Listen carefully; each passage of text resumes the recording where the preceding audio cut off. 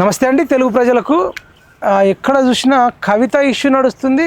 ఇంకొక వైపు నిరుద్యోగులు కూడా వాళ్ళు మాట్లాడుతున్నారు. ధర్నా చౌక్ దగ్గర పెద్ద మొత్తంలో ధర్నా చేసిర్రు. మరి ధర్నా చౌక్ దగ్గర చేసిన ధర్నా కంటే కూడా కవిత డాటర్ ఆఫ్ కేసీఆర్ ఆమె రాసిన లెటర్ మీద, ఆమె పెట్టే ప్రెస్ మీట్ల మీదనే మెజారిటీ మీడియా కానీ పత్రికలు కానీ రాస్తున్నాయి. వీటి మీద నిన్న ఒక ధర్నా చౌక్లో ఒక వీడియో వైరల్ అయింది. ఉరికిచ్చి కొడతాం ఒక్కొక్క ఎమ్మెల్యేలను అని చెప్పేసి ఒక ఫైర్ బ్రాండ్ మొన్న కేసీఆర్ మీద కొట్లాడడంలో అత్యంత కీలక పాత్ర వహించి ఊరూరు తిరిగి కాంగ్రెస్ను గెలిపియండి, కేసీఆర్ను ఓడగొట్టండి అని చెప్పి తిరిగింది. తర్వాత గురుకులకు సంబంధించిన పోస్టింగ్ల గురించి రీలిక్విష్మెంట్ కోసం కొట్లాడింది. అనేకసార్లు రేవంత్ రెడ్డి ఇంటి ముందు కూడా ధర్నా చేసిర్రు. ఇంకా అనేకసార్లు ఎక్కడ తిరగానో ఇక తిరగని అంటే ప్లేస్ లేదు, మొక్కని దేవుడు లేడు, అట్లా చేసిర్రు. మరి ఎట్లా? ఆమె పేరు మీ అందరికి తెలుసు, ఆస్మా. ఉస్మాన్ యూనివర్సిటీ లైబ్రరీలో రెగ్యులర్గా చదువుతుంటుంది. ఆల్రెడీ ఒక జాబ్ వచ్చింది, ఆ జాబ్కి సంబంధించి కోర్టులో పెండింగ్ ఉంది. నిన్న ఎందుకు అంత ఫైర్ అయింది? అసలు కవితను కవర్ చేసినంత మీడియా వీళ్ళని ఎందుకు కవర్ చేయట్లేదో అడిగి తెలుసుకుందాం. ఓయూ లైబ్రరీ దగ్గర ఉన్నాం. నమస్తే ఆస్మా. నమస్తే అన్న. చెప్పండి, మీరేమో ఇంత ఫైర్ అవుతారు, ఆస్మా కంటే కవితను ఎక్కువ కవరేజ్ చేస్తారు. అంటే మీదేమో సోషల్ మీడియాలో కొన్ని నిరుద్యోగ గ్రూపులలో వైరల్ అవుతుంది, ఆమెదేమో దాదాపు ఒక 100 ఛానళ్ళు, మీడియా, టీవీ. అదే దారుణం అన్న. అసలు ఈ ప్రింట్ మీడియా కూడా ఏం చేస్తారో నాకు అర్థమైతలేదు. అంత భారీ ఎత్తున పర్మిషన్ తీసుకొని అంత చేసుకొని అక్కడ ప్రతి ఎమ్మెల్యేని, సీఎంని అంత పొట్టు తిడితే కూడా ఒక్క పేపర్ కూడా కవర్ చేయలేదన్న.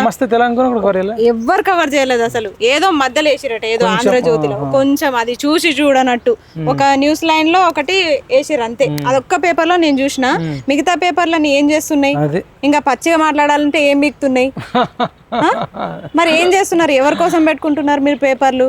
అంటే నిరుద్యోగులకి సమస్యల్ని తెలియజేయడం కోసం ఒక పాట అన్న మా కోసం వేయాలి కదా. ఇప్పుడు కవితని హెడ్ లైన్ లో పెట్టినట్టు ఇప్పుడు నిరుద్యోగ ధర్నా చౌక్ ఎందుకు హెడ్ లైన్ లో? అదే కదా మా సమస్య. ఒక హెడ్ లైన్ కి పరిమితమైంది కాదు, ఓవరాల్ గా ఒక పేపర్ లో కూడా వేయచ్చు మా సమస్య. అన్ని సమస్యలు ఉన్నాయి. ఒక్క నోటిఫికేషన్ కోసమా మేము ఫైట్ చేస్తున్నది? ప్రతి నోటిఫికేషన్ కావాలి, అన్ని నోటిఫికేషన్లు కావాలి. ప్రతి డిపార్ట్మెంట్ లో అన్ని టీచింగ్ ఫీల్డ్, అన్ని పవర్ సెక్టార్ లో, ఇట్లా మళ్ళీ కార్యాలయాల్లో అన్నిట్లో, ఇంకా లైన్ మెన్లని, జేఎల్లని, డిఎల్లని ఒక్కటని కాదన్న. డిగ్రీ చదివిన ప్రతి విద్యార్థి ప్రతి పరీక్షకు అర్హుడే కదా. అట్లాంటి ప్రతి అభ్యర్థి కొట్లాడుతున్నాడు. మరి మా సమస్యలు, నిరుద్యోగుల సమస్యలు వీళ్ళకి ప్రింట్ మీడియా కనిపిస్తలేవా? ఒక్క యూట్యూబర్లు వచ్చి మా సమస్యను కవర్ చేసిరు. మేము కొన్ని ఛానల్స్ కవర్ చేసినాయి. ఎంతసేపటికి మేము యూట్యూబ్ లో మొత్తుకోవడము, మీడియాలో మొత్తుకోవడము. అది మెయిన్ ఛానల్లో కూడా ఏముంటది, ఒక నిమిషం ఇట్లా చూపిస్తారు, వదిలేస్తారు. అట్లనే కొన్ని ఛానల్స్ లైవే పెట్టిరు. వాళ్ళకి స్పెషల్ థ్యాంక్స్ చెప్పాలి నిజంగా. ఈ ఎలక్ట్రానిక్ మీడియా లేకపోతే చాలా ఇబ్బంది అయ్యేది. నిన్న ఈ మీడియా లేకపోతే, యూట్యూబ్, సోషల్ మీడియా ఇవి లేకపోతే చాలా ఇబ్బంది అయ్యేది. ఆ సమస్య మొత్తానికి కవిత మీదనే ఉంది, కవిత లెటర్ మీదనే ఉంది. మరి నిరుద్యోగులది సమస్య లెక్క కనిపిస్తలేదు. కవిత లెటర్ల కూడా మీ గురించి లేదు. కవిత లెటర్ల కాదు, 1000 కోట్లు సభ పెట్టిన కేసీఆర్ సభలనే మా గురించి ప్రస్తావన లేదు. నేను మొత్తుకున్నది అది కదా. ఇప్పుడు వీళ్ళేమంటారు, మేమేమైనా ఫైట్ చేస్తే మీరు బీఆర్ఎస్ వాళ్ళ అంటారు. మేము బీఆర్ఎస్ వాళ్ళ మీద కూడా ఫైట్ చేసినాం కదా. అక్కడ ఫైట్ చేసి కూడా మిమ్మల్ని గెలిపించినాం కదా. మేము మీకోసం, మీ గెలుపు కోసం మేము ఫైట్ చేసినాం కదా. బీఆర్ఎస్ వాళ్ళేమో మీ గురించి మాట్లాడరు, 10 లక్షల మంది సభ పెట్టుకుని. కాంగ్రెస్ వాళ్ళేమో మిమ్మల్ని బీఆర్ఎస్ అంటారు. ఇప్పుడు మీరు బీజేపీ గురించి ఇంకా కూడా తిట్టకపోవడం కొంచెం బాధ కలిగించింది అని రాసిన కవిత, మీరు నిరుద్యోగుల గురించి ప్రస్తావించకపోవడం కూడా నాకు బాధను కలిగించింది అని ఎందుకు రాయలేదు? ఫీడ్బ్యాక్ లో లేదు. ఒక మహిళగా 33% రిజర్వేషన్ కూడా మహిళలకు వర్తిస్తలేదు. దానికోసం కూడా మాట్లాడండి నాన్న అని ఎందుకు డాడీ లెటర్లో రాయలేదు? మరి ఎందుకు రాయలేదు? మరి ఇప్పుడు నేను ఒక మహిళగానే అడుగుతున్నా. నాకు భలే కోపం వచ్చింది ఆ లెటర్ చూసి. ఏంది ఆ లెటరు? ఇప్పుడు మీ ఇద్దరు అంటే ఆ పార్టీలో మీకు గుర్తింపు తగ్గిపోతుందా? అందుకోసం మీరు స్పెషల్ గా ఇట్లా చేస్తున్నారా? మీ గుర్తింపు కోసము ఇంకా ఎన్ని రోజులు పార్టీలు మీరే తిట్టుకోండి, మీరే ఇది చేసుకుంటారు. వాళ్ళు గెలిచినా మాకేం ఉపయోగం లేదు, వీళ్ళు గెలిచినా మాకేం ఉపయోగం లేదు. ఇక ఏ పార్టీని నమ్మాలి మేము? ఇక కొత్తగా నిరుద్యోగ పార్టీ వస్తుందేమో అనుకుంటున్నాను నేను. ఎందుకంటే నమ్మి ఓట్లేసి మేము విసిగిపోయినాం. వెళ్ళిపోయినాం, ఇక మాకు ఓపిక లేదన్న, నశించింది. అడిగితే ఈ పార్టీ అంటారు. ఇప్పుడు ఎక్కడున్నాం మేము? ఏ పార్టీ ఆఫీస్ ముందు ఉండి మాట్లాడుతున్నాం మేము? ధర్నా చౌక్ లో ఉంటే ధర్నా చౌక్ లో, లేకపోతే లైబ్రరీలో చుట్టూ ఉంటాం. కానీ మేమేమైనా పార్టీ ఆఫీస్ లో చుట్టూ తిరుగుతున్నామా? ఎక్కడ ఉంటున్నాం మేము? సరే, ఇప్పుడు మీ సమస్యలు ఏంది అసలు? మెయిన్ గా మీరు నిన్న ధర్నా చౌక్ లో ఎందుకు సభ పెట్టుకున్నారు? మీరు మీ డిమాండ్స్ ఏంది అసలు? డిమాండ్స్ ఏంటంటే, మనం వాళ్ళన్న ప్రకారం జాబ్ క్యాలెండర్, వాళ్ళు ఎన్నికలకు ముందు జాబ్ క్యాలెండర్ అనేది ఒక ఆశ చాక్లెట్ లెక్క చూపించి నిరుద్యోగులందరూ ఏం చేసిరు? జాబ్ క్యాలెండర్ అనే ప్రస్తావన తెచ్చేసరికి, నిరుద్యోగ భృతి అని తెచ్చేసరికి, సరే ఇది మంచి, ఎవ్వరు కూడా ఏ పార్టీ కూడా ఆలోచించలేదు, కాంగ్రెస్ పార్టీ ఆలోచిస్తుంది నిరుద్యోగుల గురించి అని చెప్పేసి మాకు అభిమానం ఉండి మా అంతటా మేమే ఆ పాలన నుంచి బయటపడాలి దేవుడా అని చెప్పేసి ప్రతి ఊరికెళ్ళి మా ఇంట్లో చెప్పుకొని మాతో సహా మేము కష్టపడి ఈ పార్టీని గెలిపించుకున్నాం. మరి అన్న ప్రకారం జాబ్ క్యాలెండర్ ఇవ్వాలి కదా, సరే ఇచ్చిర్రు, నామమాత్రం జాబ్ క్యాలెండర్ ఇచ్చిర్రు. ఇప్పుడు నేను కూడా తెల్ల పేపర్ మీద నల్ల పెన్నుతోనో నేను కూడా రాసిస్తా. డేట్లు ఇచ్చారు కానీ జాబ్ ఇయ్యలే. డేట్లు ఏడున్నాయినా? డేట్లు కూడా లేవు. అదే దౌర్భాగ్యం కదా. డేట్లు లేవు, ఇన్ని పోస్టుల వేకెన్సీ లిస్ట్ లేదు, ఏం లేదు. మేము జూన్లో ఈ పోస్టులు ఇస్తాము, జూలైలో ఈ పోస్టులు ఇస్తాము, ఆగస్టులో ఇవి ఇస్తాము. ఎంతసేపటికి ఒక నెల చెప్పి, ఇయర్ చెప్పి మీరు ఈ పోస్టులు ఇస్తామని అనౌన్స్ చేసిర్రు. సరే సంతోషం, అదే ఇప్పుడు ఇవ్వండి, అదే అడుగుతున్నాం కదా. ఇప్పుడు గ్రూప్ 1 కేసులు, గ్రూప్ 2 కేసులు అని చెప్పేసి అది లేట్ అయింది, సరే ఒప్పుకుంటాము. టెట్టులు వేస్తున్నారు. టెట్టులు ఎందుకంటే ఇక డిఎస్సి బాధితులు ఉన్నంత ఎవరు లేరేమో నాకు తెలిసి, అంత మంది బాధితులు లక్షల్లో ఉన్నారన్న. ఒక్క టెట్ ఎగ్జామ్ పెడితే లక్షల అప్లికేషన్స్ వస్తాయి. మొన్నసారి తగ్గినాయి. ఎందుకంటే వీళ్ళు సెంటర్స్ దూరం వేస్తున్నారు, ఎగ్జామ్ ఫీజు ఎక్కువ పెంచారు, 1000 రూపాయల ఫీజు పెంచిర్రన్న. అసలు ₹1 కూడా తీసుకోమన్నారు కదా? ₹1 కూడా తీసుకోమన్నారు. అంతకుముందు నిర్వహించారు, తీసుకోలేదు కూడా. అది ఇంతకుముందు పెట్టిన వాళ్ళు నిలబెట్టుకున్నారు ఆ మాటని. కానీ మొన్నసారి మాత్రం 1000 రూపాయల ఫీజు పెంచారు. ఇప్పటి వరకు 1000 రూపాయల ఫీజు లేదు. చాలా ఆన్లైన్ ఎగ్జామ్లు ఉన్నాయి, ఒక 500 అన్న పెంచుకోవచ్చు. అమాంతంగా 1000 రూపాయలు పెంచితే మళ్ళీ ఇంకొకటి ఏంటంటే, మనకు సౌకర్యంగా ఆన్లైన్ ఎగ్జామ్ అంటే మనకు ఉన్న డిస్టిక్ లో మనకు నిర్వహించాలి. ఇప్పుడు ఎక్కడో ఆదిలాబాద్ వాళ్ళు మల్లారెడ్డి కాలేజీలో వచ్చి రాస్తున్నారు అంటే, ఇప్పుడు మల్లారెడ్డి నువ్వు బతకాలి. నేను అదే అడుగుతున్నా, మల్లారెడ్డి బతకాలి, నువ్వు బతకాలి. అప్లికేషన్ చేసుకున్నందుకు నీకు ఇంత వాట వస్తుంది, ఆ పెట్టి ఎగ్జామ్ నిర్వహించినందుకు ఆయనకి ఇంత వాట వస్తుంది. మరి ఎవరు లాస్ కావాలి? 1000 రూపాయలు పెట్టి చిన్న సమస్యలే ఇప్పుడు ట్రావెల్స్ కి ఇబ్బంది అవుతుంది. మా జిల్లాలో మాకేయండి అని ప్రతి టెట్ అభ్యర్థి వేడుకుంటున్నారు. అయినా సరే వీళ్ళకే, మీరు లేటుగా అప్లై చేసారు కదా, దూరం వేస్తాం సెంటర్. 4-5 గంటలు 7 గంటలు జర్నీకే టైం పడితే ఎప్పుడు ఎగ్జామ్ రాస్తారు వాళ్ళు? అందుతలేరు చాలా మంది. మొన్న ఎంసెట్ కి సంబంధించి అది ఉంటది కదా, ఇంజనీరింగ్ మెడిసిన్, వాళ్ళకు కూడా అంతే చేస్తారు. అట్లే చేస్తున్నారు. సొంత జిల్లాలో లేకుండా హైదరాబాద్ లో ఇస్తున్నారు. అసలు ఆన్లైన్ ఎగ్జామ్ ఎవరు అడిగిరు? పెట్టేవి కొన్ని ఆఫ్లైన్ పెట్టమని చెప్తున్నాం కదా, ఇప్పటిదాకా ఆఫ్లైనే ఉంది, ఆఫ్లైన్ పెట్టు. అది మేము చెప్పేది. మా అప్లికేషన్లకి లక్షల రూపాయలు, కోట్ల రూపాయలు వచ్చేటప్పుడు ఇంకెందుకన్నా బయట నుంచి ఖజానా, ఈ ఖజానానే మస్తుంది. ఆ ఖజానాతోనే ఉల్టా డబ్బులు వసూలు చేస్తున్నారు. టెట్ 2 సార్లు నిర్వహించారు, ఇప్పటికి టెట్ నిర్వహించారు. మరి ఫీజులు దానివల్ల వస్తున్నాయి, ఇంతనో వస్తున్నాయి కదా. మరి ఒక నోటిఫికేషన్ అని ఇచ్చిరా? ఇప్పుడు డిఎస్సి కోసం అంత ఫైట్ చేసినాం కదా, 5000 పోస్టులు కలిపి డిఎస్సి ఇచ్చారు. మళ్ళీ ఇప్పుడు కొత్త నోటిఫికేషన్, జంబో నోటిఫికేషన్ అన్నారు మనకు డిఎస్సి. ఏది ఇప్పుడు రావాలి మనకి ఈ టెట్ అయిపోయిన తర్వాత. ఇప్పుడు అంతో ఇంత నిజం చెప్పాలంటే జూన్ 30 వరకు టెట్ ఎగ్జామ్సే ఉన్నాయన్న. ఇప్పుడు ఈ లోపల మనం అడగలేము, వాళ్ళు ఇయ్యలేరు. అది ఇక బుద్ధి లేదా అంటారు ఏమన్నా అంటే. ఇక ఆ తర్వాత జూన్ 30 వరకు ఇది అయిపోతే జూలైలో వీళ్ళు ఎలక్షన్ నోటిఫికేషన్ అన్నారు. అప్పుడు అడగలేము, ఎలక్షన్ కోడ్ ఇవ్వరు, అది కాని కథ. ఇప్పుడు ఆగస్టులో మీకు ఎలక్షన్స్ అన్నారు. ఆ ఎలక్షన్స్ అంటే మనం ఆ ఎగ్జామ్స్ రాయాలి. ఇప్పుడు ఎంపీటీసీ, జెడ్పీటీసీ, సర్పంచ్, ఈ ఎగ్జామ్స్ రాయాలి మనం. ఇప్పుడు ఈ ఎగ్జామ్ నీకు విషయం తెలుసా, చాలా మంది సర్పంచ్ అయిన వాళ్ళు, ఎంపీటీసీ అయిన వాళ్ళు అక్కడ లోకల్ సొంత డబ్బులు పెట్టుకొని సూసైడ్ చేసుకునే వాళ్ళు కూడా ఉన్నారు. అవును, మీరు అనవసరంగా అట్లాంటి ఎక్స్పెరిమెంట్ చేసి మిమ్మల్ని ఎవరైనా రెచ్చగొడితే మీరు లోకల్ అయ్యారు అనుకో, మీతో ఫస్ట్ డబ్బులు పెట్టిస్తారు, ఆ లోకల్ పనులు చేపిస్తారు. వాళ్ళు నిజం చెప్పాలంటే వాళ్ళకి కూడా ఒక 10th క్వాలిఫికేషన్ పెడితే వాళ్ళకి పరిస్థితులు అర్థమయ్యేది.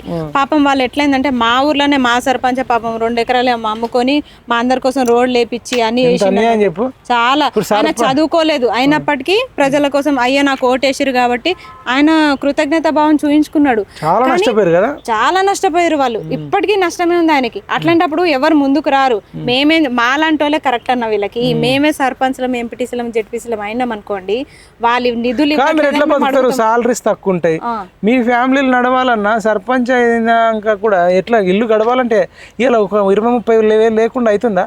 అస్సలు కాదన్న, అస్సలు కాదు. కానీ పల్లెటూర్లలో మనకు కిరాయిలు ఇవి ఉండవు కదా, ఖర్చులు ఉంటాయి, వాళ్ళకు కూడా కుటుంబాలు ఉంటాయి, ఖర్చులు ఉంటాయి. అవన్నీ కూడా దృష్టిలో పెట్టుకొని వాళ్ళకు కూడా బిల్స్ సకాలంలో ఇస్తే ఈ తలకాయ నొప్పే ఉండదు. కానీ బిల్స్ ఇవ్వరు.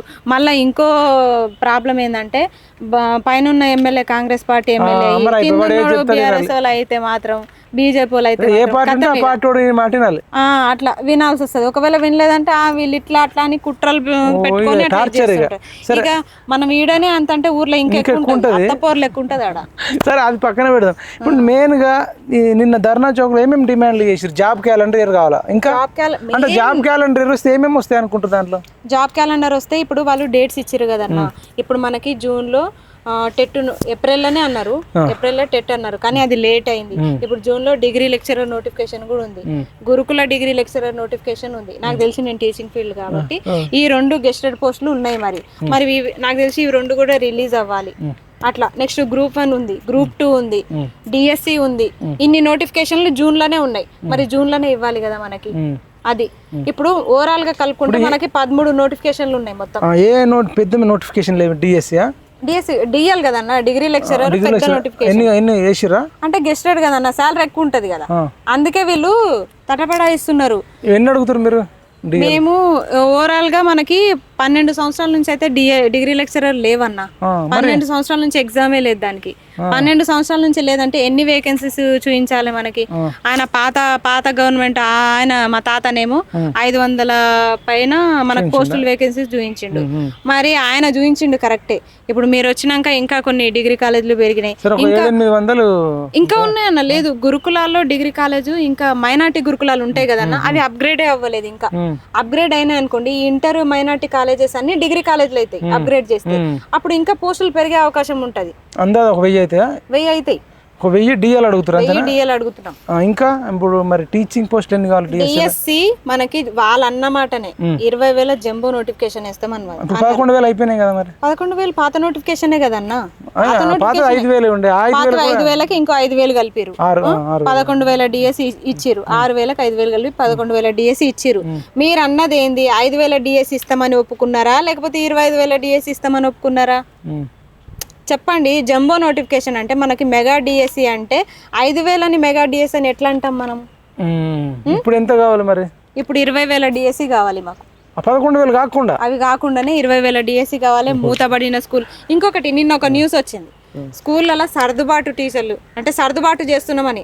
సర్దుబాటు చేయాల్సిన కర్మ ఏమొచ్చింది వీళ్ళకి?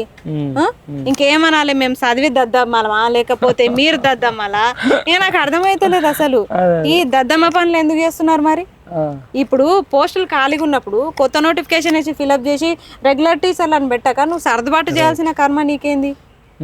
అది నిన్న 317 జీవో గురించి కూడా సెక్రటరేట్ దగ్గర ధర్నా జరిగింది. టీచర్లను కూడా అరెస్ట్ చేశారు. ఉద్యోగం రానోళ్ళం ఇట్లా తిరుగుతుంటే వచ్చిన వాళ్ళు కూడా అట్లా తిరుగుతున్నారు. ఎవ్వరూ సుఖంగా లేరు అసలు. జీవో 46 దాకా వచ్చింది, వాళ్ళది అట్లే ఉంది, పెండింగే ఉంది. వాళ్ళది సుప్రీంకోర్టులోనే ఉంది కదా. నవీన్ వచ్చిండు కదా, వచ్చిండు. అయితే వచ్చిర్రు చాలా మంది కూడా, వాళ్ళు కూడా వచ్చిర్రు. ఎస్ఐపిసి ఇప్పుడు ఏజ్ రిలాక్సేషన్ ఇవ్వాలి, ఎందుకంటే అన్ని నోటిఫికేషన్లు లేట్ అయినాయి కదా, ప్రతి ఒక్కరు అదే డిమాండ్ చేస్తున్నారు. ఇప్పుడు ఎస్ఐ కానిస్టేబుల్ జాబ్లు కూడా అడుగుతారా? అవి కూడా అడుగుతున్నాం. అవి వాళ్ళు కూడా అడుగుతున్నారన్న. 16,000 18,000 అడుగుతున్నారు. ఇది గ్రూప్ 1 గ్రూప్ 2 గ్రూప్ 1 1000కి పైన అడగాల్సి వస్తుంది అన్న. ఇప్పుడు ఎన్ని రోజులని రాసేటోళ్ళేమో లక్షల్లో ఉంటే పోస్టులేమో 100ల 10ల ఇవ్వడం ఏంది? అసలు పోస్టులే లేవా? ఇన్ని సంవత్సరాల నుంచి నోటిఫికేషన్లే లేనప్పుడు పోస్టులు ఎందుకు ఉండవు? పోస్టులు ఇప్పుడు మనకి ఉండి ఇవ్వట్లేదన్న. ఇప్పుడు పాత జిల్లాలు 10 ఉన్నప్పుడు ఇప్పుడు 33 జిల్లాలు చేశారు. 33 జిల్లాలు అంటే మనకు మండలాలు డివైడ్ అయినాయి, గ్రామాలు డివైడ్ అయినాయి, డిస్టిక్లు ఇన్ని డివైడ్ అయినప్పుడు పోస్టులు మళ్ళీ క్రియేట్ అవ్వలేదా డిస్టిక్లలో? ఎందుకు? డెఫినెట్ గా అవుతాయి కదా. మరి డెఫినెట్ గా అయినా మీరు 10 జిల్లాల పోస్టులు ఇచ్చినట్టు అరకొర పోస్టులు ఇవ్వడం ఏంది? ఓకే. మరి ఇప్పుడు ఒక క్వశ్చన్ అడుగుతా, మీరు మంచిగా అడుగుతారు ప్రభుత్వాన్ని. లైబ్రరీకి ఎంత మంది చదువుకుంటారు? చాలా మంది వస్తారు. లైబ్రరీ ఎప్పుడు నిండుగానే వస్తారు. మొత్తం కింద ఎన్ని రూమ్స్ ఉన్నాయి? పెద్ద హాల్ ఒకటి, పెద్ద హాల్, ఇటు సైడ్ ఒకటి, అటు కిందనే 3 ఉంటాయి. కింద 3 ఉంటాయి, పైన 3 ఉంటాయి. 6 ఇట్లా ఇంకా పైన 3 ఉంటాయి. 9. ఎంతమంది వస్తారు లైబ్రరీ చదవడానికి? వస్తారు 1000-2000 దాకా వస్తారు. 2000 సంఖ్య బట్ లైబ్రరీ ఇది. మరి మన ధర్నా చౌక్ ఎంతమంది వచ్చారు? రాలేదు, 100 మంది కూడా రాలేదు వీళ్ళు. అంటే వీళ్ళు తెలంగాణ నిరుద్యోగులు కాదా? వీళ్ళకి అసలు వీళ్ళని కూడా ఒకటి అడగాలన్నా, మీరే ఇట్లుంటే కరెక్టే. అసలు ఇంకొకటి ఏంటంటే ఇప్పుడు ఎట్లా 100 మంది అన్న వచ్చిర్రా ఇంట్లోకి వెళ్ళి బయటకు వెళ్ళి రాలేదన్న, వేరే డిస్ట్రిక్ట్ ల నుంచే వచ్చిర్రు, ఇన్స్టిట్యూట్ ల నుంచి వచ్చిర్రు, 33 జిల్లాల నుంచి వచ్చిర్రు. కానీ బయట జిల్లాలకు ఉన్నంత చైతన్యము ఈడ 24 గంటలు చదువుతారు. నిజంగానే అసలు వీళ్ళకి కామన్ సెన్స్ అనేది పనిచేస్తుందో లేదో. నేను ఉండాలి, 100% ఉండాలి. ఎంతసేపటికి 10-12 గంటలు 14 గంటలు చదువుకుంటూనే కూర్చుంటున్నారు. కానీ మనకి నోటిఫికేషన్ లేదే మనం ఇన్ని పుస్తకాలు ఎందుకు చదువుతున్నాము, ఇంత ఎందుకు చదువుతున్నాము, ఇన్ని గంటలు ఎందుకు చదువుతున్నాం అని వాళ్ళన్న క్వశ్చన్ చేసుకోవాలి. చేసుకున్నప్పుడు వాళ్ళకి లైఫ్ అనేది అర్థమవుతుంది. ఇప్పుడు చదువుతారన్న 2 సంవత్సరాలు కూర్చొని చదువుతారు, ఈ గవర్నమెంట్ కూడా అయిపోతుంది, నోటిఫికేషన్స్ ఉండవు. మీ చదువు దేనికిగా ఏం చేసుకుంటారు? ఇక మీ చదువు ఏం చేస్తారు? బయట డిస్టిక్లు వాళ్ళు ఇంట్లో ఉండి అది భరించలేక స్ట్రెస్ గురై అమ్మ ఏదో ఒక నోటిఫికేషన్ కోసం మనం కూడా వెళ్ళాలని 100 కిలోమీటర్ల నుంచి జర్నీ చేసి ఆదిలాబాద్, నల్గొండ, సూర్యాపేట, ఇక్కడ మా మహబూబ్ నగర్ ఇట్లా అన్ని జిల్లాల నుంచి వచ్చారు. కానీ ఇక్కడ నుంచి ఇందిరా పార్క్ తిప్పి కొడితే 10 నిమిషాలు 15 నిమిషాలు 5 కిలోమీటర్లు ఉండదు, అంతే. 4 కిలోమీటర్లే ఇక్కడ నుంచి రావడానికి. ప్రాబ్లం ఏంలే, ఉద్యమాలు చేసేటోళ్ళు పిచ్చోళ్ళు. మన కోసం ఎవరో చేస్తారు, మనం చదువుకుందాం. ఎందుకంటే ఉద్యమాలు చేసుకుంటా తిరిగేటోళ్ళకి ఉద్యోగాలు రావు. వాళ్ళు చేసేవి చేస్తారు, మనకి ఎట్లాగో నోటిఫికేషన్స్ వస్తాయి, మనం చదువుకుందామని వాళ్ళు అనుకుంటుర్రు. కానీ అసలు మెజారిటీ లేదే గవర్నమెంట్ కూడా ఎందుకు పట్టించుకుంటారు? మీరు 20,000 డిఎస్సి కావాలన్నారు, మీరు 20 మందితో మీటింగ్ పెడితే ఎందుకు వేస్తాడు 20,000? అదే కదా, ఇక్కడ ఉన్న వాళ్ళు అందరు కదులు తేడా. అప్లికేషన్లు మాత్రం లక్షల్లో చేస్తారు, ఒక ఉద్యమం అంటే మాత్రం 200 మంది కూడా రారు. అవును, అప్లికేషన్ పెట్టుకున్న ప్రతి ఒక్కడు ఎవరైనా ధర్నాకు పిలిపిస్తే రావాలన్నా రావాలి. అట్లాంటప్పుడు అప్లై చేయకండి. నేను చెప్పేది కూడా అదే, వీళ్ళకి వేరే కష్టపడాలి, మనం ఫలితం అనుభవించాలి. న్యాయమా? అన్యాయం చేసినప్పుడు ప్రభుత్వం మీకు అన్యాయం చేయదు. ఇప్పుడు మాకే అనిపిస్తుంది అన్న, గంత మూమెంట్ చేసినాం కదా, ఈ మెజారిటీ పీపుల్ ఇంకా బయట ఇంట్లో బయటకి కదలక ఇలాంటి లైబ్రరీలో కూర్చొని ఆడ ఉద్యమాలు జరుగుతుంటే, ఆడ ధర్నా చౌక్ లో పర్మిషన్ తోటి ధర్నా జరుగుతుంటే ఇక్కడ నుంచి ఉన్న వాళ్ళే కదలకపోతే ఇంకా ఎవరు ఈ పేపర్లలో రాలేదు అనడం కూడా తప్పే. వీళ్ళే సపోర్ట్ చేయాలి. ఈ 2,000 మంది చిక్కడపల్లి నుండి ఒక 2,000 మంది 4,000 మంది అక్కడ ఉండుంటే ఎంత బ్లాక్ అయ్యేది? చాలా బ్లాక్ అయ్యేది. వాళ్ళ మైండ్ బ్లాక్ అయ్యేది. రాహుల్ గాంధీ ఆ రోజు వచ్చినట్టు అట్లా కదిలొస్తుండే, వెంటనే స్పెషల్ ఫ్లైట్ బుక్ చేసుకొని దిగుతుండే. అసలు అది ఎక్కడిది మనకి? ఎంతసేపు నేనే క్వశ్చన్ చేయాలి, మీరే క్వశ్చన్ చేయాలి, అడిగినోళ్ళే అడగాలి. మళ్ళా ఏమంటారు, ఎన్నిసార్లు హౌస్ అరెస్ట్ చేసిర్రు, నువ్వు ఎన్నిసార్లు సిక్ అయినావు, మరి నిరాదీక్ష చేస్తుంది. నువ్వు ఒక్కదాన్ని ఇంత చేసినప్పుడు వీళ్ళు కనీసం సభకాడికి రారు, కనీసం మీరు మాట్లాడిన వీడియోలు షేర్ చేయరు, లైక్ చేయరు, స్టేటస్ పెట్టుకోరు, ఒక చర్చ జరగదు. మనోళ్ళని చూసి ఏపీ వాళ్ళు చలిస్తున్నారు, వాళ్ళు కామెంట్స్ పెడుతున్నారు, అబ్బా మీలాంటి వాళ్ళు మా జిల్లాలో ఉంటే వేరే లెవెల్లో ఉంటుండే, మా ఏపీలో ఉంటే బాగుండని వాళ్ళు అనుకుంటారు. కానీ ఇక్కడ ఇంతమంది అన్యాయాన్ని ఎదిరించేటోళ్ళు ఉన్నప్పటికీ మనోళ్ళు మనకే సపోర్ట్ చేస్తలేరు. అది దారుణం, నిజంగా చాలా బాధ అనిపిస్తుంది అన్న. ఎందుకంటే వీళ్ళందరూ చదువుకుంటా కూర్చుంటారు, అసలు మన చైర్ ఖాళీ ఉంటది. మనం సాక్రిఫైస్ చేసి, మన టైంని సాక్రిఫైస్ చేసి అందరి కోసం మనం పోతాము. మనకు కూడా జాబ్ వస్తుందేమో, అది పక్కన పెడితే అందరి కోసం అయితే మనం పోతున్నాం కదా. ఇంత చేస్తున్నప్పుడు వాళ్ళే రాకపోతే ఇంకెందుకు అనిపిస్తుంది. వీళ్ళు రారు. ఒకటి ఆస్మా, మనం అంత కష్టపడ్డాం అప్పుడు, దాదాపు ఒక 40-50 వేల మంది జాబ్ చేస్తారు ఇప్పుడు. అవును, అన్ని అంటే గురుకుల కావచ్చు, డిఎస్సి టీచర్ జాబ్ కావచ్చు, నర్సింగ్ లో కావచ్చు, అవును. కనీసం ఒక్కడు కూడా మా కోసం మీరు కష్టపడ్డారు అని చెప్పి ఎక్కడ ఒక ఫోన్ కాల్ కూడా మాకు జాబ్ వచ్చిందని కూడా చెప్పారు. మరి ఇది ఇట్లా అయితే మనకి ఎట్లా వర్క్ చేయాలనిపిస్తుంది? వాళ్ళు ఏమనుకుంటారు అంటే మేము చదివితేనే మాకు జాబ్ వచ్చింది అనుకుంటారు. కానీ అనేక మంది ఉద్యమాలు చేస్తే ఒక ప్రభుత్వం పడిపోయి ఇంకో ప్రభుత్వం కొన్ని అంటే అనుకున్నంత చేయకపోయినా కొన్ని చేస్తే మాకు జాబ్ వచ్చింది, వాళ్ళ పాత్ర కూడా ఉందని ఎందుకు అనుకోరు? అస్సలు అనుకోరు అన్న.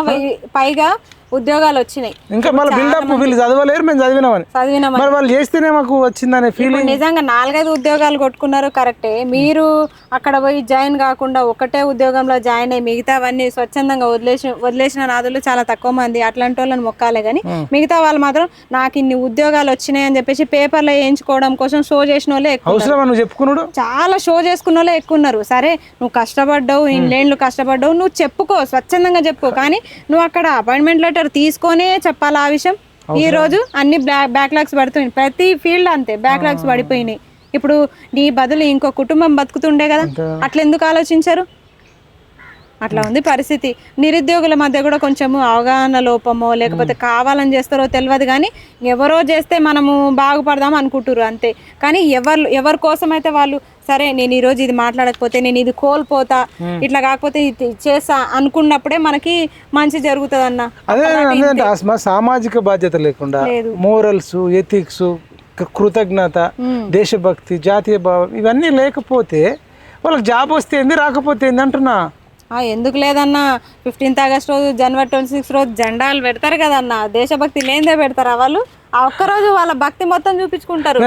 జాబ్ వచ్చిన వాళ్ళు కూడా ఇప్పుడు వాళ్ళ తోటి ఫ్రెండ్స్ రాని వాళ్ళు ఉంటారు. రాని వాళ్ళకు కూడా మీరు ఎత్తితే అడగండి జాబ్ వచ్చిన వాళ్ళు. జాబ్ వచ్చినాక మరి మీరు ఎట్లున్నారు, మంచిగా ఉన్నారా, మా వంతుగా మీకు ఏమన్నా కష్టం వస్తే మీరు లక్షలు ఇవ్వకండి, బుక్స్ కొనివ్వండి. జాబ్ రాని వాళ్ళకి ఒక బుక్స్ కొనివ్వండి, ఒక సెట్ బుక్స్ కొనియలేరా? మీరు ఇన్ని నెలల జీతాలు ఎత్తుకుంటారు, ఒక సెట్ బుక్స్. జాబ్ వచ్చిన అతను ఒక 10 మంది కన్నా ఒక 5 కన్నా నీకు తెలిసిన వాళ్ళకే. అదే కదా, మార్కెట్ లో ఒక బుక్ కొనాలంటే చాలా రేటు ఉన్నాయి. ఒక్కొక్కటి 500-600 ఉంది. అట్లాంటప్పుడు ఒక 10-12 బుక్స్ కొనాల్సి వస్తుంది. అట్లాంటప్పుడు ఒక బుక్స్ సెట్ మీకు తోచిన ఫ్రెండ్స్ కన్నా మీరు కొనిస్తున్నారా? అట్లా కూడా లేదన్న, అసలు ఏది లేదు. జాబ్ రానోడు వేస్ట్ ఫెలో, జాబ్ వచ్చినోడు అని ఫీల్ అవుతారు. కాదా ఎంత మంది మన త్యాగం చేస్తే వచ్చింది వాళ్ళకి జాబు. వాళ్ళు కూడా మాతో తిరిగిన వాళ్ళే. అది అపాయింట్మెంట్ తీసుకోనంత వరకు వాళ్ళు కూడా మాతో తిరిగిన వాళ్ళే. వన్స్ అపాయింట్మెంట్ తీసుకున్నారు కథం ఇక అసలు గంగా చంద్రముఖి అయిపోతుంది. చంద్రముఖి గంగా చంద్రముఖి అయిపోయి అపరిచితులు లెక్క. అసలు మీరు ఎవరు మిమ్మల్ని ఇక్కడ చూసినట్టుంది. అదే అంటే యాటిట్యూడ్ కూడా మారాలి కదా. మారింది ఇక, వాళ్ళు చూయించుకుంటున్నారు యాటిట్యూడ్. మాకు వచ్చింది మీకు రాలేదు అని చూయించుకుంటున్నారు. సంతోషం. కొంచెం ముందు వెనకనేమో మీరు ముందు వేరు, మేము వెనకాల. వాళ్ళు జాబ్ వచ్చిన వాళ్ళు కూడా మీరు చేసే ధర్నాలకు, రాస్తారోకాలకు, పాంప్లెంట్లకు డబ్బులు ఇవ్వాలన్నా వద్దా? ఇవ్వాలి. ఇప్పుడు మీరు తోటిగా అందరం కష్టపడితే గవర్నమెంట్ పోయింది, కొత్త గవర్నమెంట్ వచ్చింది, ఎంతో కొంతమందికి జాబ్స్ వచ్చినాయి. మిగతా వాళ్ళు అనుకున్నంత కూడా మనకు జాబులు ఇవ్వలేదు కాబట్టి ఇక మేము మన అందరం కలిసి కొట్లాడినాం. సరే ఆ రోజు అదృష్టం బాగుండి మాకు లక్కీగా 2 ప్రశ్నలు చదివినే వచ్చినాయచ్చు, మీకు రాకపోవచ్చు. మరి మీరు ఏ ధర్నా చేసినా, రాస్తారోక చేసినా, పాంప్లెంట్లకు, టెంట్కు, పర్మిషన్కు, కనీసం అక్కడ అన్నము ఛాయ్కు డబ్బులు ఇస్తామని అనాలనా వద్దా? ఇక వీళ్ళది బాధ ఏంటంటే మా ఉద్యోగాలు ఎడబీకేస్తారో అనుకుంటారు. షార్ట్కెళ్ళి ఇవ్వమంటారు. నేను షార్ట్కెళ్ళి అదే పబ్లిక్ గా చేయాల్సిన అవసరం లేదు. సాయం చేసేటున్న వాళ్ళు చీమకు కూడా తెలియకుండా చేయొచ్చు. కానీ ఆ సేవా దృక్పథం లేనప్పుడు మనం బెల్లం కొట్టిన రాయలే. వీళ్ళంతా దున్నపోతు మీద వానబడ్డ. ఇప్పుడు వాళ్ళు చేసి ఉంటే మనం ఇప్పుడు లైబ్రరీలో ఉన్న వాళ్ళకి కూడా అట్లీస్ట్ ఆటో ఛార్జ్లో, బస్ ఛార్జ్లో పెట్టినా అంటే తీసుకెళ్ళటం. అట్లనే ఫస్ట్ ఆఫ్ ఆల్ మాకు అక్కడ టెంట్ లేసే గతే లేదు. వచ్చిన వాళ్ళకి టెంట్ వేయాలి, వాటర్ బాటిల్ ఇవ్వాలి. మళ్ళీ ఇవ్వకపోతే అదొక కంప. అరే నాయన అంత దూరం పోతే కనీసం ఒక వాటర్ బాటిల్ ఇవ్వలే అంటారు. కానీ ఆడ పెట్టే బాధ, ఇబ్బంది ఎవరికి తెలియదు అన్నట్టు. అట్లా ఉందన్న పరిస్థితి. ఇంకా అందుకే నేను అనేది ఏంటంటే మీరు భవిష్యత్తులో నిరుద్యోగులు మీకు 20,000 డిఎస్సి జాబులు రావాలన్నా, Group 2, Group 1 అన్ని సక్సెస్ కావాలన్నా, మీతో పాటు చదువుకున్న ఈ ఎంప్లాయీస్ ఇప్పుడు అయిన వాళ్ళు ఉద్యోగులు ఉన్నారు, మీరందరూ కూడా ఇప్పుడున్న నిరుద్యోగులు అందరికి కూడా మీరు ఒక 1% 2% మీరు ఒక 50,000 వస్తే ఒక 1,000 రూపాయలు 500 అప్పుడప్పుడు. వీళ్ళ పిచ్చి. కానీ రాహుల్ గాంధీ వచ్చినప్పుడు లైబ్రరీలకు వచ్చిండ్రా ఫస్ట్. లైబ్రరీలకు ఎందుకు వచ్చిండ్రు రాహుల్ గాంధీ? ఇక్కడైతేనే స్ట్రెంత్ ఉంటుంది, ఇక్కడైతేనే మనం ఇదే వీళ్ళనే మనము మన సైడ్ తిప్పుకోవచ్చు అన్న కాన్సెప్ట్ మీద వచ్చినప్పుడు వీళ్ళకి ఎందుకు వస్తలేదు ఆ ఐడియా? అసలు నిజమే మనం లైబ్రరీలో చదివేటోళ్ళమే, ఒక యూనిటీ ఉంటుంది, ఇంతమంది 1000 మంది ఉంటాం మనము. అసలు ఎప్పుడైతే అశోక్ నగర్లో ఈ చిక్కడపల్లి లైబ్రరీ, ఉస్మానియా లైబ్రరీ ఉత్తేజం అవుతారో అప్పటిదాకా ఈ నోటిఫికేషన్లు రావు అనుకుంటున్నారు కదా. ఒక పేపర్ లో కూడా మన నోటిఫికేషన్ గురించి ప్రస్తావన లేనప్పుడు బయటకు రావాలి కదా. అప్పుడు కూడా పోయి చూడండి, కెమెరా ఆడబెట్టి చూడండి, చదువుకుంటున్నారు ఇప్పుడు కూడా. నోటిఫికేషన్ కూడా జాబ్ ఎట్లా అదే అర్థమైతే లేదు. నోటిఫికేషన్ చదివే ఉన్నారు ఇన్ని సంవత్సరాల నుంచి, మళ్ళీ ఇప్పుడు చదువుతున్నారు, ఇంకో 10 ఏళ్ళైనా అట్లా చదువుతారు. అంటే నోటిఫికేషన్ వేస్తే లేకపోతే మేము మాత్రం చదువుతూనే ఉంటాం. అట్లా అయింది పరిస్థితి. ఏమన్నా అంటే నువ్వు చదువు మమ్మల్ని. నేను అనేది ఏంటంటే ఆస్మానే నా రిక్వెస్ట్, వీళ్ళందరూ బయటకు రానప్పుడు మీరు కూడా చేయకండి కొన్ని రోజులు. చేయలేదన్నా, అట్లా కూడా చేయలేదు. 1 year సైలెంట్ గానే ఉన్నాము. చెప్పండి మీరు. కాంగ్రెస్ పార్టీ వచ్చిన తర్వాత ఏడాదికే 2 లక్షల ఉద్యోగాలన్నా మేము సైలెంట్ గానే ఉన్నాం. సరే ఒకసారి ఇంకేమన్నా అంటే 17 నెలలే అయింది కదా, ఇంత తొందరగా ఎందుకు తొందర పెడుతున్నారు, ఆగండి ఓపిక పట్టండి అంటున్నారు. కానీ సరే, ఆయన 10 సంవత్సరాలు చేసిండని మీరు 20 సంవత్సరాలు చేస్తారా చెప్పండి? ఆయన చేసిండని మీరు అట్లా లేట్ చేస్తారా? ఇచ్చే ఉద్దేశం అంటే మరి ఇప్పటికి ఇవ్వాలి. అగ్నూరు మురళి సార్కి ఇట్లా ఇప్పుడు వస్తుర్రా? ఆగునూరు మురళి సారా సార్ బతికే ఉన్నారా? బతికే ఉన్నారా? ఏమో మరి ఆ రోజు మీరే తీసుకొచ్చిర్రు కదా ఎలక్షన్స్ కి, మరి బతికే ఉన్నారా? ఏమన్నా ఆరోగ్యం మంచిగా లేదా, మంచాన ఏమన్నా పడ్డారా, మరి నడవలేని పరిస్థితులు ఏమన్నా ఉన్నారా? మరి ఉంటే నడిచే పరిస్థితి. నిజం నిరుద్యోగులకు న్యాయం చేయాలనుకుంటే ఆయన ఆరోగ్యం బాగాలేకపోయినా ఇట్లా కట్టె పట్టుకొని ఉన్నా రావచ్చు. ఇంకా కోదండమేనికనే ఉన్నా అన్నట్టుంది పరిస్థితి. కోదండరామ్ సారు ఇక్కడ సిచ్యువేషన్ తెలుసు, యూనివర్సిటీ విద్యార్థుల పరిస్థితులు తెలుసు, ఎంత నిస్సహాయ స్థితిలో ఉన్నారో తెలుసు, ఎలాంటి పరిస్థితుల్లో చదువుకుంటారో తెలుసు, కారం పొడి దీన్ని కూడా చదువుకుంటారని తెలుసు. ఒక ప్రొఫెసర్ స్థాయిలో ఆ స్థాయిలో ఉండి అన్ని చూసిన ఒక్కసారి కూడా రాలేదు, ఒక్కసారి కూడా. ఇప్పుడు గెలిచి పదవుల్లో ఉన్న నాయకులంతా ఒకప్పుడు ఎలక్షన్స్ కాకముందు ఇక్కడ అడుగు పెట్టినోళ్ళే, రేవంత్ రెడ్డితో సహా. రేవంత్ రెడ్డి కూడా వచ్చిండే ఒకసారి లైబ్రరీకి, అంతమంది వచ్చిపోయారు. మరి మీకు ఉద్యోగాలు వచ్చినాయి, మిగతా వాళ్ళ పరిస్థితి ఏంది?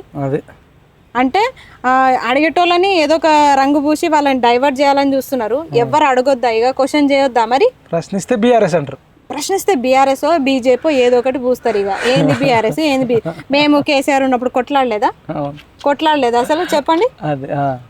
ఎంత చేసినా మళ్ళీ. సరే, మళ్ళీ నెక్స్ట్ మరి కేసీఆర్ కోటేస్తారా, మరి మళ్ళీ గెలిపించుకుంటారా?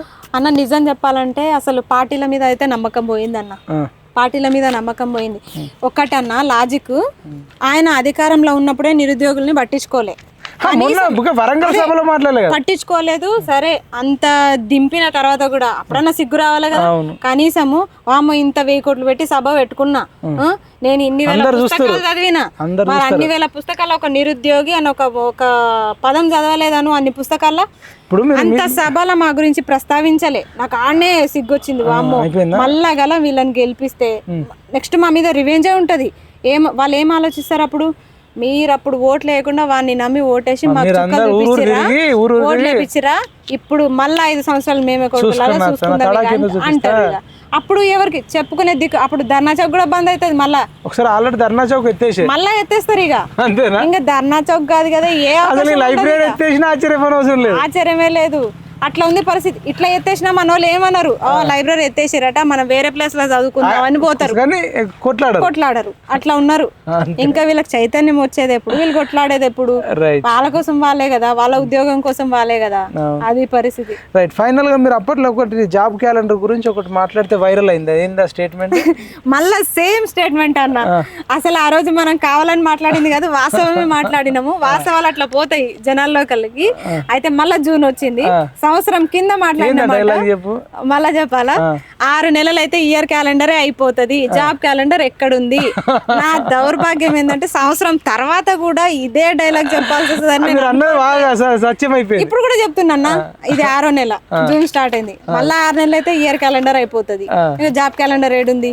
నేను ఇయర్ క్యాలెండర్లు మార్చాల్సి వస్తుంది కానీ జాబ్ క్యాలెండర్ అయితే కనిపిస్తలేదు. మరి ఎట్లా మరి? రైట్. ఏం చెప్తారు ఫైనల్ గా రేవంత్ రెడ్డికి ఏం చెప్తారు? ఈ డైలాగులు ఇవన్నీ నవ్వుకోవడానికి బాగానే ఉంటాయి కానీ ఇది జీవితాలు బతకాల్సినవి. మనం మన నిత్య జీవితంలో బతకాలంటే మనకి నీళ్లు, నిధులు, నియామకాలు చాలా అవసరము. ఇప్పుడు మనం బతకడానికి గాలి, నీరు, నిప్పు ఇట్లా పంచభూతాలు ఎంత సహకరిస్తాయో ఒక మనిషి మనుగడకి ఉద్యోగం అనేది కూడా చాలా ఇంపార్టెంట్. నిరుద్యోగులు ఇంత చదువుకొని మేము ప్రైవేట్ జాబ్లో కూడా చేసుకోవచ్చు, ఇంతకంటే ఎక్కువ కూడా సంపాదించుకోవచ్చు. కానీ మేమంటూ ఒక ఐడెంటిటీ క్రియేట్ చేసుకొని మాకు గుర్తింపు ఉండాలి, సొసైటీలో మాకు ఒక గుర్తింపు ఉండాలి. మీరెట్లా గుర్తింపు పొంది ఈరోజు సీఎంలు, పిఎంలు, ఇక మేము ఎమ్మెల్సీలము, ఎంపీలమని మీరెట్లా గుర్తింపు సంపాదించుకుంటారో మేము కూడా జాబర్స్ అని మేము సంపాదించుకోవాలనుకుంటున్నాము. మాకు వేరే కోరికలు ఏం లేవు. ఇంకొకటి, సకాలంలో మీరు నోటిఫికేషన్స్ ఇస్తే మాకు ఇట్లా కొట్లాడాల్సిన అవసరం కూడా మాకు లేదు.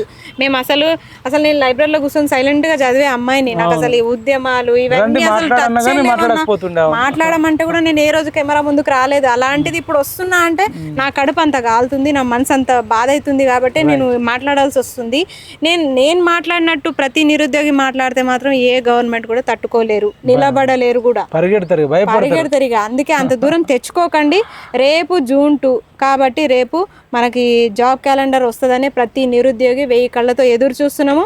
పేపర్లో రానంత మాత్రాన, ఎవరు చెప్పనంత మాత్రాన, ఏ ఎమ్మెల్యే ప్రస్తావించనంత మాత్రాన మీరు ఇట్లే ఉంటే మాత్రం మీకు మొదటికే మోసం వస్తుంది. ఇక చాలా ఘోరం అవుతుంది పరిస్థితి. ఇక పార్టీ భూస్థాపితం అయ్యే అవకాశాలు కూడా ఉంటాయి. వేరే స్టేట్లలో చూస్తున్నాం. కాంగ్రెస్ని ఎవరైనా నమ్మే పరిస్థితి ఉందా? కానీ తెలంగాణ నిరుద్యోగులు నమ్మి మిమ్మల్ని ఈ స్థాయిలో ఉంచిరు. ఆ విశ్వాసం ఉండాలి కదన్నా, ఆ విశ్వాసం పెట్టుకోవాలి ఖచ్చితంగా. మేము మీ గెలుపు కోసం చాలా కష్టపడ్డాం. ఈరోజు మీరు 3 పూటల సకర సౌకర్యాలతో తిండి తిని మంచిగా కార్లలో, ఏసీ కార్లలో తిరుగుతురంటే అది మేము పెట్టిన భిక్ష. గుర్తుపెట్టుకోండి, మేము పెట్టిన భిక్షనే 100% చెప్తాము. ఆ రోజు కేసీఆర్ని అట్లా గల్ల పట్టుకొని ఇట్లా ఇంత రోడ్డు మీదకి వచ్చి అడిగే అవకాశం లేదు. కానీ ఈరోజు మిమ్మల్ని అడుగుతున్నామంటే మాకు మీరు ధర్నా చౌక్లో పర్మిషన్ ఇచ్చిర్రు, అడిగే స్వేచ్ఛనిచ్చారు కాబట్టి అడుగుతున్నాము. ఇంకొకటి, మేము ఓట్లు వేయకపోయింటే మిమ్మల్ని ఇంత గట్టిగా అడగకపోదు.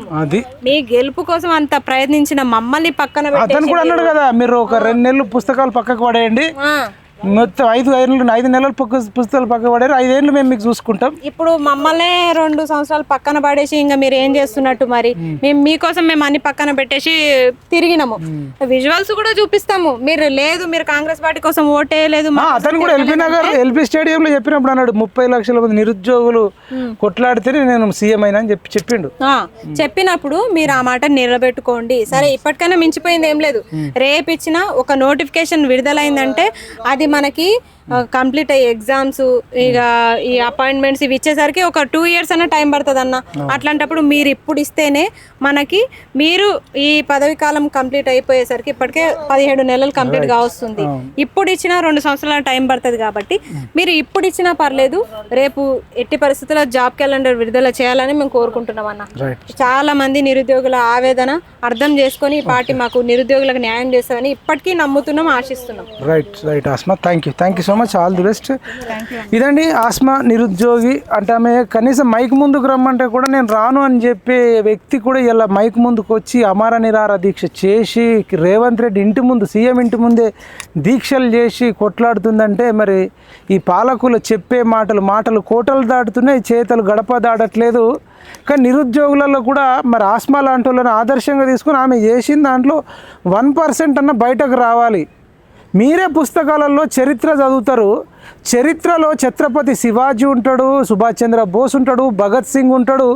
మీరు మాత్రం మన్ను తిన్న పాము లెక్క ఫెవికోల్ పెట్టుకొని కుర్చీకి అతుక్కుపోయి ఎవడన్నా పిలిచినా ముఖం అటు తిప్పుకొని లేవమంటే రాకపోవడము, రమ్మంటే రాకపోవడము. అసలు చావజచ్చినట్టు మీరు ఉండడం వల్లనే, మీలో రక్తం ఉడకకపోవడం వల్లనే మరి ఈ పొద్దున ఇడ్లీ తినడం వల్లనా, లేకపోతే ఆ మెత్తగా ఉండే ఇడ్లీల వల్ల మీ మెదడు కూడా మెత్తగా అయిపోయిందా, లేకపోతే తెల్లన్నం తిని రక్తం లేకుండా, హిమోగ్లోబిన్ లేకుండా అతుక్కపోయిర్రా? అసలు తిరుగుబాటు మీరు సుభాష్ చంద్రబోస్, భగత్ సింగ్ లాంటి వాళ్ళని చూసైనా ధర్నా చౌక్ చేస్తే ఒక్కడు రాలేడట లైబ్రరీ నుంచి. మీరు రాకుండా ఏ సీఎం ఉన్నా వాడికి భయం ఉండదు. కాబట్టి ఇక నుంచి అయినా నిరుద్యోగులారా, ఈ వీడియో విన్న తర్వాత, ఆస్మా ఇంటర్వ్యూ చూసిన తర్వాత రేపు ఏదైనా సభలు పెట్టుకున్నా, సమావేశాలు పెట్టుకున్నా మీరు స్వచ్ఛందంగా, అమ్మాయిలకైతే ఫ్రీ బస్ ఉంది, ఫ్రీ బస్ ఎక్కి ధర్నా చౌక్ కాడికి పోవచ్చు. లేదంటే ఏదైనా సోమాజిగూడ ప్రెస్ క్లబ్లో ప్రెస్ మీట్ పెడితే పోవచ్చు, భారీ బహిరంగ సభ పెడితే పోవచ్చు. నిజానికి అబ్బాయిల కంటే అమ్మాయిలు చాలా తక్కువ మంది వస్తున్నారు. ఏదైనా ధర్నాలు చేస్తే ఖచ్చితంగా అమ్మాయిల పార్టిసిపేషన్ ఉంటే వీళ్ళకు భయం ఉంటుంది. రేవంత్ రెడ్డి కాదు, ఇంకా ఎంత పెద్ద రెడ్డి ఉన్నా, ఎంత పెద్ద సీఎం ఉన్నా భయపడతారు. మీరు ఎంత వీక్ ఉంటే, మీరు ఎంత భయపడితే వాళ్ళు భయపట్టిస్తారు. మీరు భయపడితే వాళ్ళు భయపట్టిస్తారు. ఎదిరించేవాడు లేకపోతే బెదిరించేటోడితే రాజ్యం అవుతుంది. కాబట్టి మీరందరూ తిరుగుబాటు చేస్తే మీ హక్కులు అనేటివి వస్తాయి. మెగా డిఎస్సి వస్తుంది, 20,000 జాబులు వస్తాయి. ఈ లైబ్రరీలు ఉన్న వాళ్ళకు, చిక్కడపల్లి లైబ్రరీలు ఉన్న వాళ్ళకు, దిల్సుఖ్ నగర్లో ఉన్న వాళ్ళకు, ప్రతి ఒక్కళ్ళకు, జిల్లాలలో చదువుకునే లైబ్రరీలు ఉన్న వాళ్ళందరికీ టీచర్ జాబులు వస్తాయి, పోలీస్ జాబులు వస్తాయి, డిఎల్ జాబులు వస్తాయి. జాబులు రావాలంటే మీరు బయటకు రావాలి. మీరు బయటకు రాకుండా జాబులు రావాలంటే కష్టం. అప్పుడు అన్నాం కేసీ రావు, కేటీ రావు, హరీష్ రావు, సంతోష్ రావు, కవితారావు, ఈ రావులు పోతేనే జాబులు, మీ జాబులు పోతే, ఈ రావులు పోతే జాబులు వస్తాయి. ఈ రావులు ఉన్నన్ని రోజులు జాబులు రావని చెప్పినాం. ఇవాళ ఎంతో కొంతమందికి జాబులు వచ్చినాయి. మీరు అప్పుడు బయటకు రావడం వల్ల కొద్దిమంది కన్నా జాబులు వచ్చినాయి. ఇంకా ఎక్కువ మందికి జాబులు రావాలంటే మీరు ఆ కుర్చీ నుంచి బయటకు లేచి ఉద్యమాలలో పాల్గొనాలని కోరుతూ జై జవాన్, జై కిసాన్, జై హింద్.